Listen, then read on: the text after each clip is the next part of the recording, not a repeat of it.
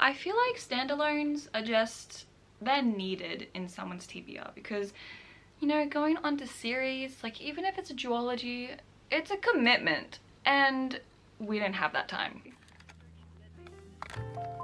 Hey guys, it's Anna and today I'm going to be sharing with you some standalones that I definitely want to read during 2022.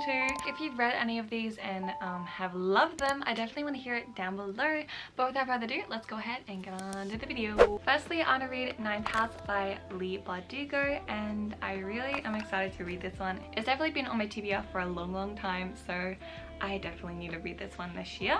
This is a very much dark academia vibes. I'm sure you guys have already heard of this, but I don't know too much about it. I definitely know there's a snake on the cover though.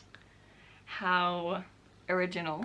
But I believe it includes like secret societies underground in Yale. Yeah, it includes like forbidden magic and stuff, so I definitely love anything to do with magic. And I've heard a lot of good things about this, and of course it is Leigh Bardugo, so I know it's gonna be good. Next up, I want to read The Starless Sea by Erin Morgenstern.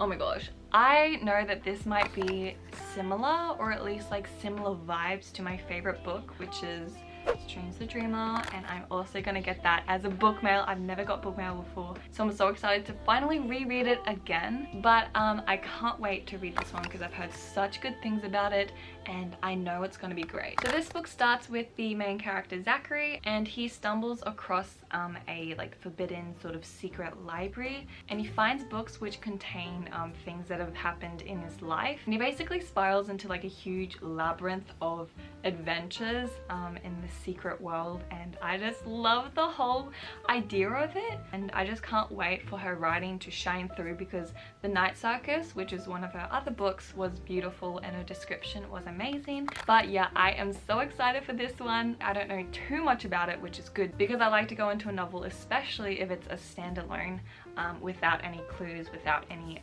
you know, information about the book and the plot. So yeah, I can't wait for this book. Next up, I want to read The Alchemist, and this is by Paulo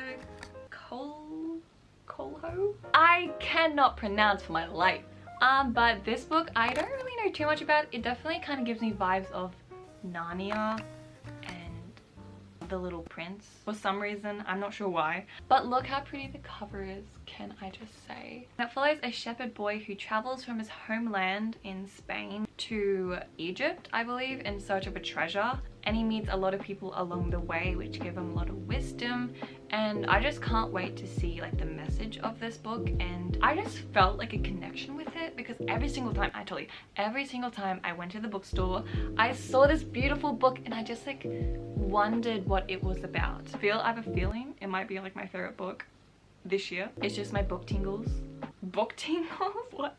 It's just, I don't know, I have a feeling. Okay, I have a feeling. Next up, I'm gonna read Sorcery of Thorns, and this is by Margaret Rogerson. I have heard a lot of things about this book, and I love how it's a standalone, and I feel like fantasy standalones, it's kind of really hard to pull off, especially if it's something as like complicated as this, where there's like magic and kingdoms and stuff like that. I was just really needing a quick book which can like get me into that world without having to read so many books of this series. And don't get me wrong, I definitely love like huge big fantasy reads as a series, but as a standalone, I was just kind of intrigued of how she can put such a big world into like one book. Because if you guys didn't know, I'm writing a novel which is going to be a standalone, and it is a big fantasy novel. I just was really intrigued to see how she can like, you know, condense such a big world into something so small. So yeah, I definitely want to read this though. Definitely here for the plot too. The plot seems cool. So I believe this follows a young sorceress who is kind of still going through the ranks. And she ends up releasing like a monster in a library, and she's kind of accused for treason. But I don't really read too much further into it. I'm sorry, I'm really bad at like explaining things because personally I don't like to learn a lot about the book. And of course I haven't read it yet, so I don't know what it's about. Yeah, this book, I definitely am excited. Next, freaking up, is a book that is oh my gosh, it's I can't even explain it, but I've been reading it for a while now, since last year. I think like in the middle of 2021 I started this book, and I decided I do want to finish it, and it's this one. This book. As you can see, there's a bunch of tabs where I decided to actually annotate this book, and I definitely don't appreciate that because I can remember all the sad things that happened, which I've annotated. But this book definitely has broken me. It's definitely made me a little bit sad. But you probably already know this book, obviously. It's very sad. So yeah, I want to try to finish it. I'm like a third left. So yeah. Next, I'm gonna read The Priory of an Orange Tree, and oh my goodness.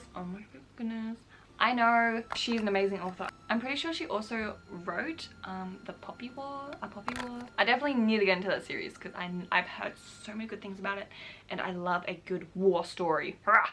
Anyways, I know I definitely will love this novel. It's pretty thick, but that doesn't mean anything, baby. But I don't know too much about this novel either. I know that it's very like Lord of the Rings, sort of like feminist, strong women. There's dragons, I believe. And it's just a big adventure, and I can't wait to read it because it's been on my TBR for a long time, and I finally decided to get it. So I'm definitely gonna read it during 2022. Last but not least, I want to read Richard Osman's The Thursday Murder Club. If you didn't know, I actually work at a bookstore, and quite a lot of people have asked me to show them where this book is. Until one day I was like, you know what? I'm gonna get it myself because it seems extremely interesting. Because it is like a murder sort of mystery, but it's kind of lighthearted and humorous. And trust me, I don't know how the heck those two genres go together, but they do in this book. And it's basically where a few friends kind of come together every week to try to solve unsolved murders until they get involved in one, which is like so cool. I'm not really much of a murder mystery sort of gal, but I definitely want to give this one a go because I feel like it might be refreshing. I also don't know if this is part of a series. I know there is another book, but I'm not too sure if it is like the sequel. So sorry if I included this into the standalone list, but you know what? I don't care. But there's this one, so yeah. Anyways, that's the end of the video. I hope you enjoyed it and kind of maybe got some ideas for yourself to read some standalones, because I definitely understand how much of a commitment it is to you know, read so many fantasy novels, especially if it's like high fantasy. Because if there weren't standalone novels and if everything had a sequel and another sequel and like a whole huge series, I don't think I'll be able to get through my whole TBR. And also please subscribe to my channel because I make new videos as much as I can. Anyways, I love you guys and I hope to see you in my next video. Bye! You, still for people.